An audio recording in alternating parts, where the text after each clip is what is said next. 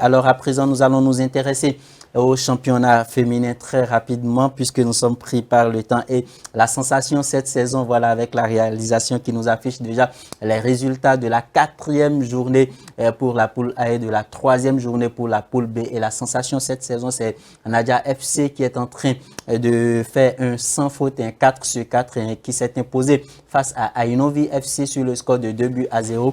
Et Anaël, ça fait une deuxième défaite d'affilée pour Ainovi FC, le champion en titre. Effectivement, les champions en titre qui ne se retrouvent pas du tout depuis le début, mais je pense que nous sommes en début de championnat et il faut cela puisque l'équipe a dû jouer pendant que les autres étaient à la pause. Donc, on peut sentir également le coup de la fatigue. Donc, actuellement, on n'a pas beaucoup de détails pour les juger encore. On le laisse peut-être 2-3 autres. Ça devrait être le contraire, non? Ça devrait normalement être le contraire. Il faut dire aussi parce qu'on a vu ça avec Dadje qui a joué des matchs amicaux avant l'expérience continentale. Si on n'a pas un coach qui s'est puisé dans la réserve pour pouvoir avoir du résultat. Moi, je me dis, avec les clubs, on ne devrait pas dire des si parce que c'est... Oui, quand nous avons des équipes qui n'ont pas de profondeur, vous l'avez dit, de profondeur de banc, ça fait que quand ils font de l'international, ils utilisent les mêmes joueurs, voilà, les mêmes joueurs, donc les joueurs seront fatigués. Mais s'il y a des profondeurs de banc, ça permet à ce que ceux qui ont joué peut-être là-bas se reposent partiellement et les autres enchaînent pour pouvoir permettre d'équilibrer. En tout cas, ça nous permet... La troisième journée, je crois très bien. C'est juste, on est encore en début. Ça nous tient en haleine et cette saison-là s'annonce très prometteuse en parlant du championnat féminin de football de la D1 féminine. Alors, nous allons parler de l'UFOAB puisque nous sommes en train de parler des dames et nous avons nos Amazones U17 qui nous ont représentés en terre ghanéenne, 4 matchs, 3 défaites.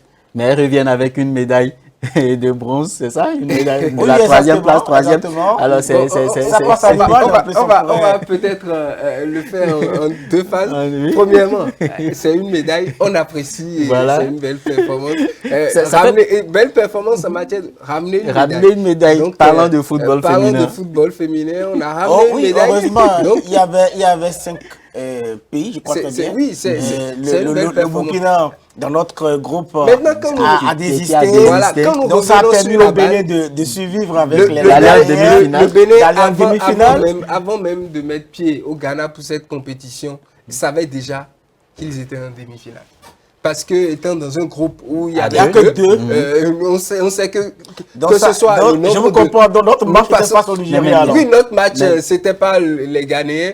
Et les Ghanéennes, plutôt, c'était plus... Non, mais moi, je sais, Ghanéens. Si on le permet, peut-être qu'on pourrait un peu opiner sur la question. Oui, ça ne va pas excuser cette également cette question de tous les jours de notre organisation.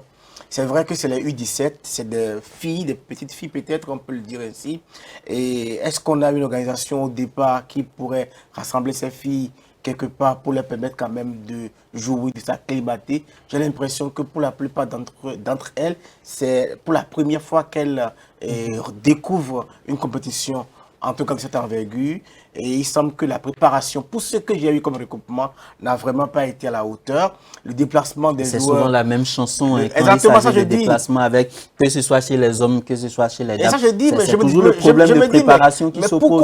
Pourquoi on fait ça? Pourquoi exprès on fait ça? Il a été dit que les filles devraient bouger un peu plus tôt, mais c'est presque à la veille du match qu'elles sont allées au Ghana. Et pour rencontrer les Ghanéennes qui étaient à la maison, qui étaient bien préparées, qui étaient d'abord qui ont une expérience de football féminin, en tout cas plus aguerrie que le Bénin. Et on nous met avec les Ghanéennes 4-1. D'abord, après 3-2. C'est vrai que quand on regarde la physionomie des matchs, on a senti une progression des filles béninoises. Ce qui signifie que si elles étaient bien préparées, elles pourraient surprendre au cours des compétitions. Le Bénin acquiert de l'expérience au cours des compétitions, améliore ses résultats. Oui, ça veut dire que c'est volontaire. Je ne sais pas si c'est volontaire, mais si c'est volontaire, c'est dangereux pour le Bénin. Parce qu'à chaque fois, nous nous retrouvons avec des mauvaises préparations. Mais des performances quand même. Mais nous allons aux compétitions, vous allez voir, les premiers matchs sont toujours bizarres. C'est avec le temps, l'équipe qu'on améliore. Donc, le côté préparation, organisation se pose toujours pour le Bénin. Et là où le bas blesse. On les regroupe à une semaine d'une compétition, de s'entraîner, et on s'entraîne sur le fil comme ça, et on va en compétition. C'est là où le bas blesse, elles sont revenues déjà du Ghana. Et la suite, c'est quoi? Elles sont livrées à elles-mêmes. C'est ça. Celles qui ont des clubs vont rejoindre leur club et c'est fini. On va attendre encore une compétition. Aujourd'hui, on parle de l'académie.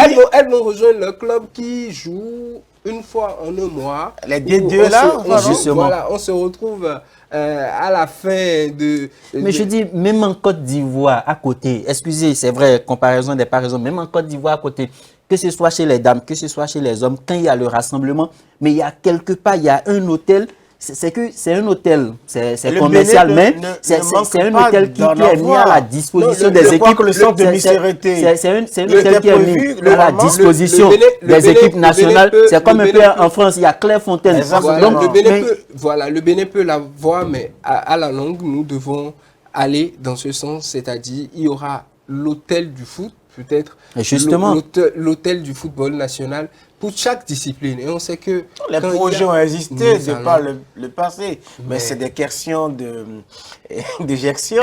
Parce qu'on vous dira à Abomey, il était prévu quelque chose de ce genre, mais qui n'a jamais sorti de terre. À Misérité, c'était pareil, c'est pensé pour être une Clairefontaine pour les Béninois. Mais encore, j'ai appris la dernière fois qu'en Dali, c'était quelque chose comme ça qui était pensé, mais ce n'est vraiment pas mis en application. Et quand c'est comme ça, je crois quand même qu'il est important qu'on en revienne, qu'on vienne donc à installer des infrastructures qui puissent accueillir, ne serait-ce que pour un temps, les joueurs du pays. Non seulement ça, mais nous devons à la longue penser aux problèmes de catégorie d'âge, de façon à organiser le championnat à leur niveau, de façon linéaire. Le championnat doit être bien organisé. Moi, je crois que ça a commencé avec la FIFA déjà, où on a demandé au club de disposer d'un club, en fait, d'une effectif U17. Est-ce que ça se suit vraiment? Parce que vous allez voir qu'au niveau du championnat, c'est tout le problème. Au niveau des hommes, vous allez voir que normalement, si on est aujourd'hui à la 13e journée, au niveau du football, de la Super League et de la Ligue Pro, au niveau du football masculin,